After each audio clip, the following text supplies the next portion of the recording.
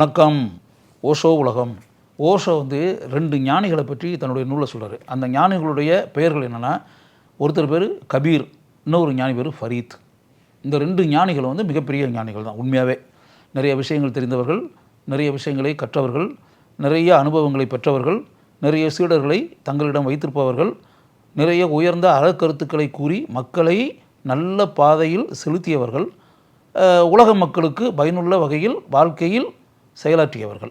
அப்படி இருக்கக்கூடிய அந்த 2 பேரும் கபீர், ஃபரீத் அப்படின்ற அந்த 2 ஞானிகளும் அந்த அவங்களுடைய பயணம்னு ஒன்று இருக்குல்ல, மக்களை சந்திக்கக்கூடிய பயணம் அப்படின்னு வரும்போது, ஒரு குறிப்பிட்ட ஊரை தாண்டி அப்படின்னு போகும்போது ஒரு இரவு நேரத்தில் அவங்க 2 பேரும் ஒரே ஊரில் சந்திக்கக்கூடிய ஒரு சூழல் உண்டாகிவிட்டது.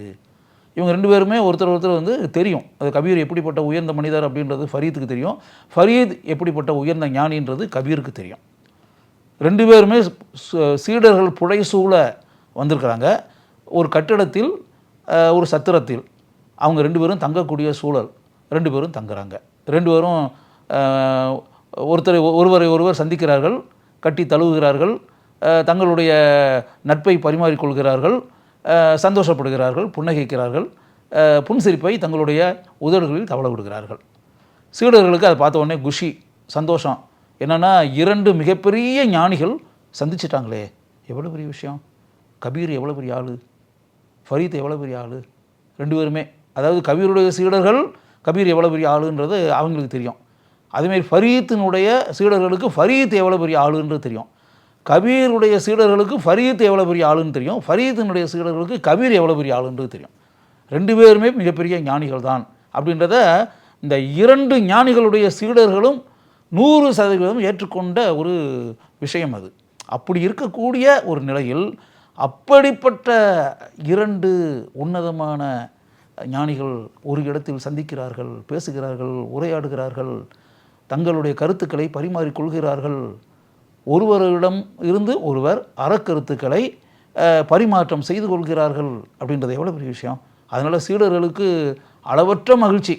இப்போ 2 பேரும் சந்தித்த பிறகு 2 பேரும் வந்து அப்படியே சீடர்கள உரையாற்றின்றவர்கள சாதாரணமாக பேசிக்கிட்டு இருக்கும்போது அவங்கவுங்க சீடர்கிட்ட வந்து அவங்க ஏதாவது அறக்கருத்துக்களை அப்படி சொல்லுவாங்கள்ல. அப்படி வரும்போது இந்த இருவரும் சந்தித்து பேசிய பிறகு அப்படியே நமக்கு வந்து இந்த 2 பேருமே மிக உயர்ந்த அறக்கருத்துக்களை கூறப்போகிறார்கள். அது வாழ்க்கைக்கு எந்த அளவிற்கு பயனுள்ளதாக இருக்கும் அப்படின்றத நம்ம இப்போ வந்து வெளியே சொல்லணுமா அப்படின்னு நினச்சி, எப்போ அவங்க வாயை திறப்பாங்க, எப்போ பேசுவாங்க, எப்போ வந்து உயர்ந்த கருத்துக்களை வெளிப்படுத்துவார்கள், அவங்க 2 பேரும் பேசிக்கிட்ட விஷயம் என்ன அப்படின்றத நம்ம எப்போ தெரிஞ்சுக்கிறது அப்படின்னு நினச்சி அப்படியே ஆவலாக காத்து கிடக்கிறாங்க 2 ஞானிகளுடைய சீடர்களும். இந்த 2 பேருமே வந்தாங்க, சீடர்களுக்கு முன்னாடி உட்காந்தாங்க. 2 பேருமே பக்கத்தில் உட்காந்தாங்க. இவர் கையை அவர் பிடிச்சிருந்தார், அவர் கையை இவர் பிடிச்சிருந்தார். அப்படியே 2 பேர் கையும் ஒருத்தர் கையை கோர்த்துக்கிட்டு அப்படியே அமைதியாக உட்காந்துக்கிட்டே இருந்தாங்க. அப்படியே அரை மணி நேரம், 1 மணி நேரம், 2 மணி நேரம், 3 மணி நேரம் ஓடிக்கிட்டே இருந்துச்சு.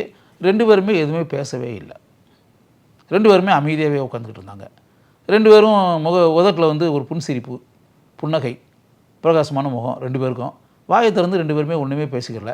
சீடர்கள் வந்து அப்படியே அமைதியாக உட்காந்துக்கிட்டே இருந்தாங்க. எப்போ பேசுவாங்க 2 பேரும், என்ன இப்படி 2 பேரும் உட்காந்துக்கிட்டே இருக்காங்க. 2 பேருமே பேசியாச்சு.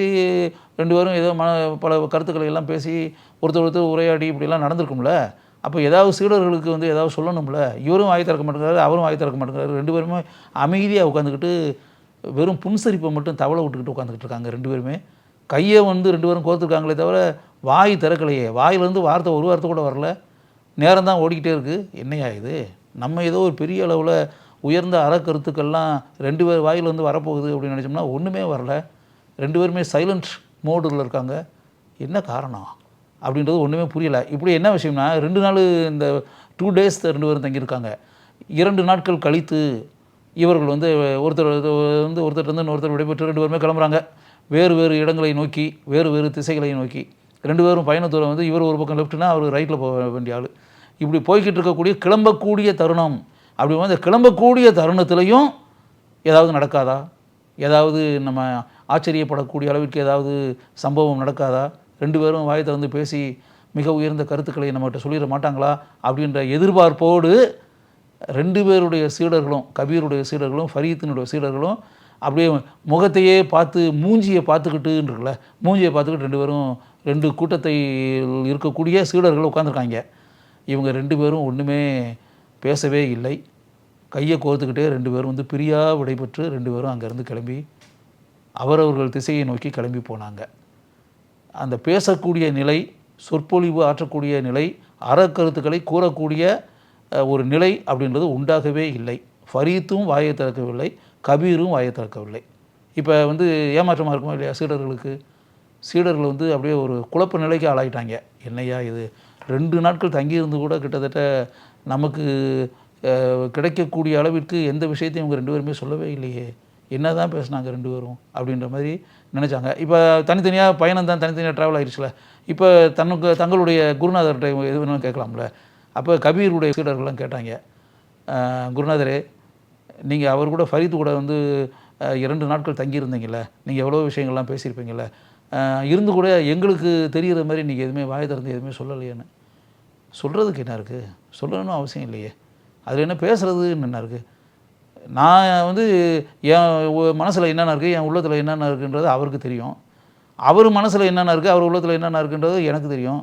அவர் எப்படிப்பட்ட ஞான கருத்துக்களை தனக்குள் வைத்திருக்கிறார் அப்படின்றது எனக்கு தெரியும். நான் எப்படிப்பட்ட ஞான கருத்துக்களுக்கு சொந்தக்காரன் அப்படின்றது அவருக்கு தெரியும்.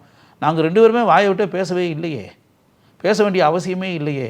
எனக்கு என்ன தெரியும்ன்றது அவருக்கு தெரியும், அவருக்கு என்ன தெரியும் என்று எனக்கு தெரியும். நான் என்ன நிலையில் இருக்கிறேன் என்று அவருக்கு தெரியும், அவர் என்ன நிலையில் இருக்கிறார் என்று எனக்கு தெரியும். இதில் பேசுகிறதுக்கு ஒன்றுமே இல்லையே, சொல்கிறதுக்கு எதுவுமே இல்லையே அப்படின்னு சொல்லி சீடர்களை பார்த்து இவர் சொன்னார், இங்கே பார்ப்பா சீடர்களே, ஒரு விஷயத்தை நல்லா புரிஞ்சுங்க. நாங்கள் 2 பேரும் 2 தனித்தனி உடல்கள் தான், 2 தனித்தனி உடல்கள், புரியுதா? மனசு வந்து ஒன்று தான், ஒரே மனதுடன் தான் நாங்கள் 2 பேருமே இருக்கிறோம். 2 பாடிஸ் தான், சரீரங்கள் மட்டும்தான். அவருக்கு ஒரு சரீரம், எனக்கு ஒரு சரீரம். மனசு, மனம், மைண்டு அப்படின்னு இருக்குல்ல, மைண்டுனா 2 பேரும் மைண்டு ஒன்று தான். ஒரு மைண்டுலேயே நாங்கள் 2 பேரும் சங்கமம் ஆகிட்டோம், புரியுதா? ஒரே மைண்டு தான். அந்த ஒரு மைண்டில் இருக்கக்கூடிய விஷயம் எல்லாமே ஒன்று தான், தனித்தனி விஷயம் இல்லை. என் மைண்டில் இருக்கக்கூடிய விஷயம், அவர் மைண்டில் இருக்கக்கூடிய விஷயம் அப்படிலாம் ஒன்றும் கிடையாது. 2 பேர் மைண்டில் இருக்கக்கூடிய விஷயம் ஒரே விஷயங்கள் தான் அப்படின்னு. இதே பதிலை தான் இவர் இங்கே வந்து புறப்பட்டு போகும்போது இவர் சீடர்களுக்கு இவர் சொன்னார், அவர் சீடர்களுக்கும் அவர் அதே தான் சொன்னார். இவர் என்ன சொன்னாரோ அதே தான் அந்த ஆளும் சொன்னார். அப்படி வரும்போது அதாவது ஒரே வேவ்லெங்த்தில் 2 பேரும் ட்ராவல் பண்ணிக்கிட்டு இருக்காங்க. அப்படி யோசிச்சு பாருங்கள். அதனால் இதுலேருந்து நீங்கள் தெரிந்து கொள்ள வேண்டியது என்ன அப்படின்ற மாதிரி இருந்துச்சுன்னா, ஞானிகள் தனித்தனி மனிதர்களாக இருக்கலாம், தனித்தனி உடல்களில் இருக்கலாம், தனித்தனி சரீரங்களுடன் செயல்பட்டு கொண்டு இருக்கலாம். அதே மாதிரி மிகப்பெரிய மேதைகள் தனித்தனி மனிதர்களாக இருக்கலாம். இருந்தால் கூட அவர்களுடைய மனங்களில், அவர்களுடைய மூளைகளில், அவர்களுடைய இதயங்களில் ஓடிக்கொண்டிருப்பது, பயணித்து கொண்டிருப்பது ஒரே சிந்தனைகள் தான். இப்படிப்பட்ட விஷயம் யோசிச்சு பாருங்கள். அது மிகப்பெரிய கொடுப்பினை தானே உண்மையாகவே. ஒரே வேவ்லெங்த்தில் ஞானிகள் இருக்கிறார்கள் அப்படின்றது எவ்வளோ பெரிய விஷயம்.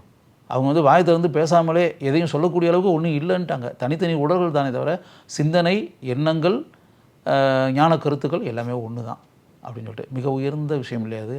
அப்படி ஓஷோ கூறியது மிக உயர்ந்த விஷயம் என்று எனக்கு பட்டதால் அதை உங்களுடன் நான் பகிர்ந்து கொள்கிறேன்.